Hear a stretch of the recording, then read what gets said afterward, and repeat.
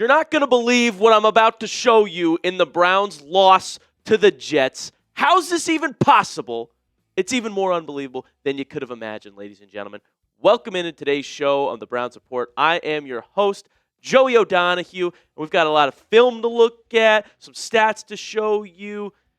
You're really just going to be in shock, probably jaw-dropped watching this whole video today. We're going to look at everything, ladies and gentlemen. But first, we're making a big push here in the month of November. I really think we're going to hit 60,000 subscribers. What a milestone that is. You guys are the best. We have the best fan base in the league. I mean, Cleveland Browns fans, we're diehard. We're sticking with the team. Win or lose, we're here for you to give you the news. So hit that subscribe button. I'll be here for you all season long, every single day. All right, the first stat that we're going to look at that just shows how improbable this loss was. Well, since 1950, teams had been 225-0 when holding opponents to 175 or fewer yards and not turning the ball over. The Browns were the first team to lose in that span per ESPN research. So it's now 225-1 because of the Browns. Unfathomable, and something that pissed me off going back and watching the highlights even more, their one big touchdown on offense, the Breece Hall screen that went for 42 yards, Carson Schwesinger is being held on this play. His face mask actually pops off at the end of the play, and Breece Hall is just able to run freely straight through him. That's a penalty. That was missed, and it's the only way the Jets got any sort of motion on offense was this big screen pass and a missed penalty. Myles Garrett actually sounded off about it after the game as well.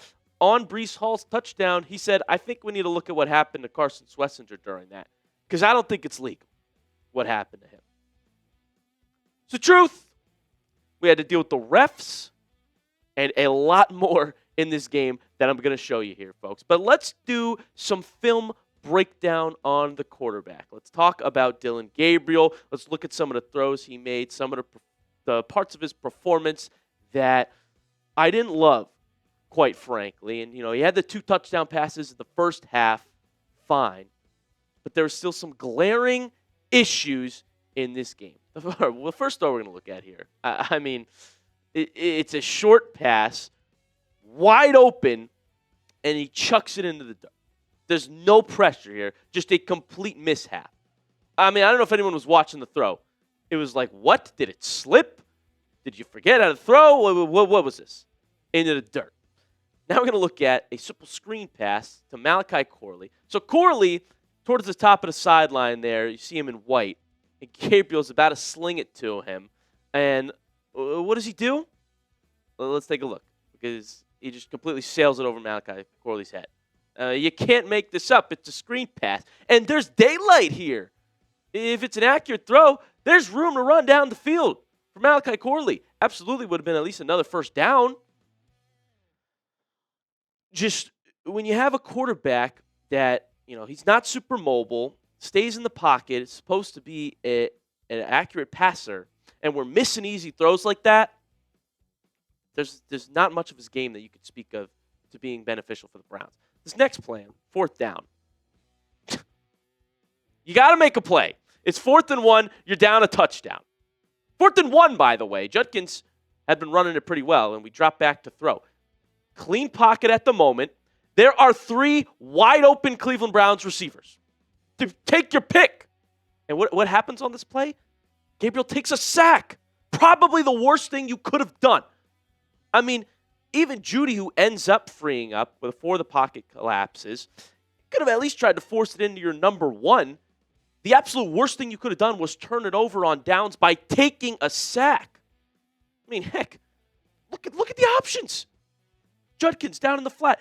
Check it down. He's looking this way. You have Njoku going over the top. Decides to just not throw the ball. We take a sack and turn it over. Awful miscues in this game from Dillon Gabriel. This is why I say it's getting bad. This is why I say I'm over it after a few games, and I'm ready to see Shedeur.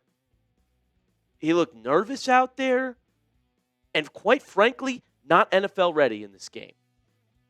Sure, you could say it's going to take a lot of time for a rookie quarterback to develop. I agree with that, but I don't think we have the time. Our defense is still good. And it's not going to be like that we're not going to have the same roster for more than 3 years. So I'm trying to capitalize. And with the pieces on offense that the Browns have, it's not a winning recipe to have Dillon Gabriel under center. Just some awful throws. And the stats, they keep getting worse. His PFF grade is 37th out of 37 for quarterbacks, 49.9. The yards per attempt is 5 after the Jets game. Completion percentage, though, is still down at 58.6%. Once again, even though we barely throw it. We had a couple deep shots with Tommy Reese calling the plays, which I liked.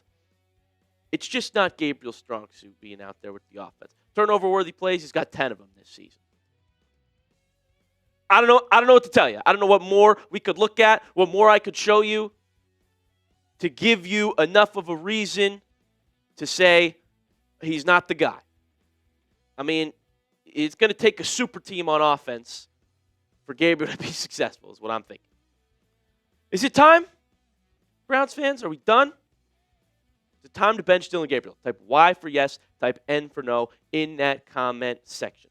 Browns have a lot of issues they need to figure out on offense, obviously, but the quarterback being a big part of that, we have no chance at victory.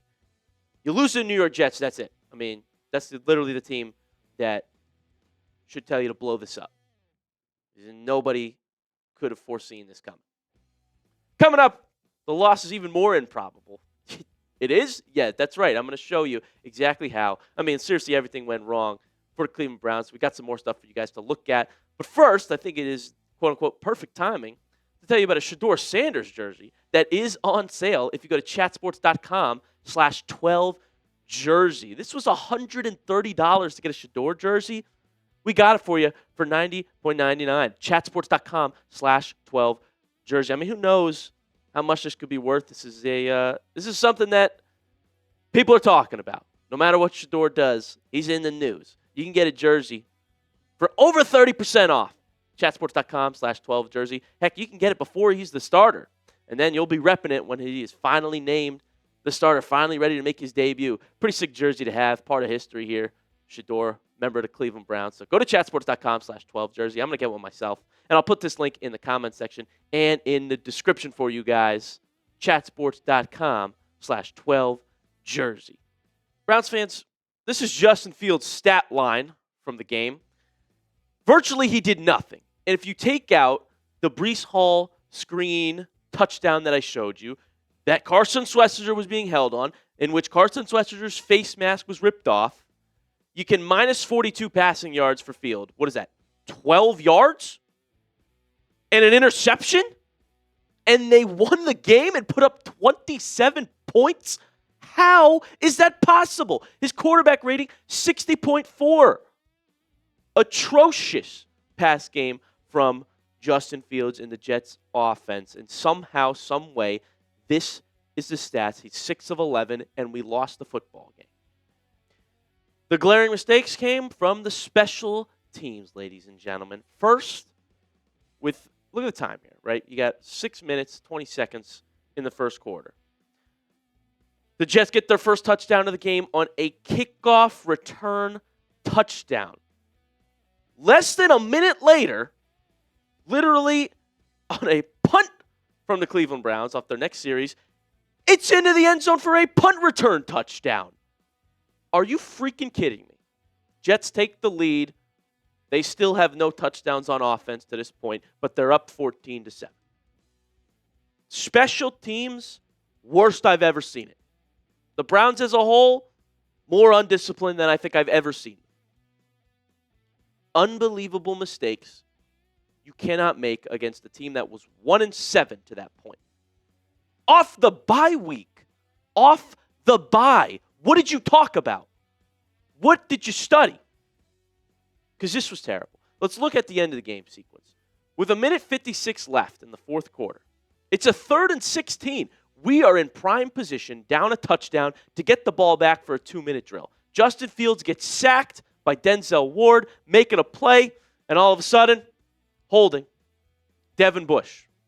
Defensive holding on a 3rd and 16 is an automatic first down. A 5-yard penalty, but it's an automatic first. We get them to a 4th down once again with 58 seconds left, 4th and 5. And the Jets want to line up as if they're going to go for it. As if you're going to go for it close to midfield. Everybody in the damn stadium knows you're just trying to draw us offside. Except for Cameron Thomas, I suppose. Because neutral zone infraction, he jumps. Even Stefanski took off his headset in frustration and was like, oh my gosh. That iced the game. Ended the game on ourselves. I mean, look at this. Unbelievable. We even, with all the BS we endured, the special teams touchdowns given up, we had 2 chances to get the ball back and tie the football game. And 2 undisciplined defensive penalties. The Browns as a whole had penalties, take away some big plays, lose the game for them, as I just showed you. 10 total penalties for 78 yards. That included on the offense. You know, you get a good run from Judkins. It's coming back because of Cam Robinson. It's what we dealt with on Sunday. Somehow, some way. The Browns just found new ways to lose this football game. I don't even know what to tell you at this point. I mean, seriously, everything that could have gone wrong in miscellaneous special teams aspects and facets of the NFL went wrong for the Browns. Off the bye week.